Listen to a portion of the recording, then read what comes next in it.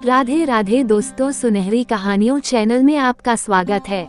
जब जब धरती पर पाप और अधर्म हद से ज्यादा बढ़ा है, भगवान ने धरती पर अवतार लिया है।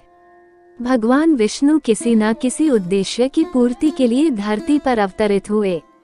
विष्णु जी का एक अवतार श्री कृष्ण थे।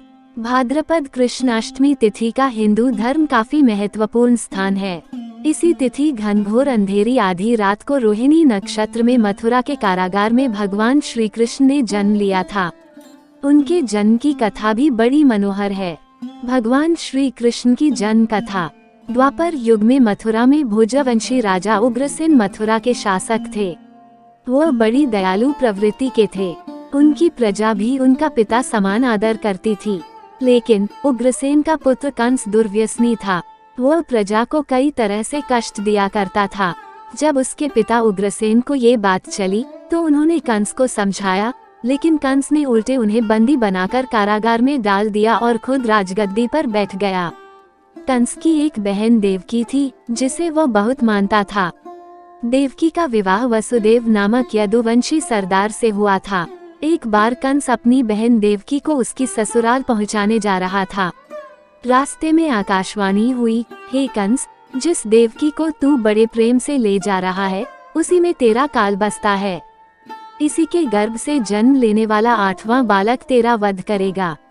ये सुनकर कंस डर गया। उसने अपनी मृत्यु को टालने के लिए वासुदेव को मारने के लिए तलवार उठाई, लेकिन उसकी बहन देवकी बीच में आ गईं। उन्होंने कंस से कहा, आप अपनी प्यारी बहन का सुहाग मत उजाड़िए।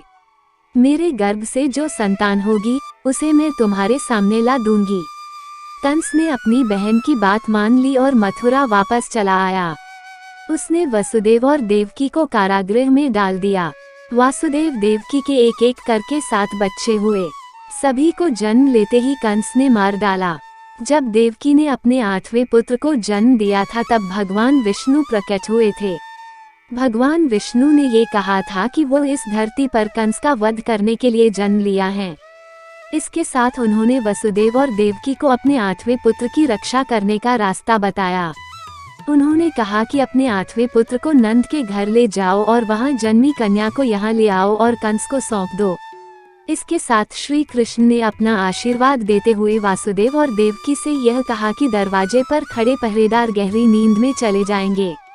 कारागृह के दरवाजे खुद ब खुद खुल जाएंगे और यह यमुना मार्ग दिखाएगी। श्री कृष्ण की बात मानकर वसुदेव ने अपने 8वें पुत्र को उठाया और नंद के पास ले जाकर छोड़ दिया और यशोदा के पास सो रही कन्या को मथुरा ले आए। जब वसुदेव वापस आए तो उन्होंने देखा कि कारागृह के दरवाजे बंद हो गए हैं। इसी बीच कंस को ये पता चल गया था कि देवकी ने अपने 8वें संतान को जन्म दे दिया है। जब वह कारागार गया तो अपने हाथों में कन्या को उठा लिया।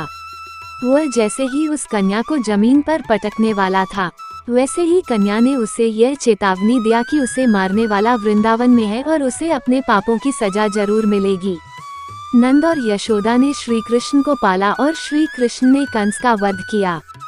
जन्माष्टमी के अवसर पर लोग श्री कृष्ण की पूजा करते हैं तथा धूमधाम से इस त्योहार को मनाते हैं। अगर आपको ये कथा पसंद आई तो चैनल को लाइक, शेयर और सब्सक्राइब करें। धन्यवाद।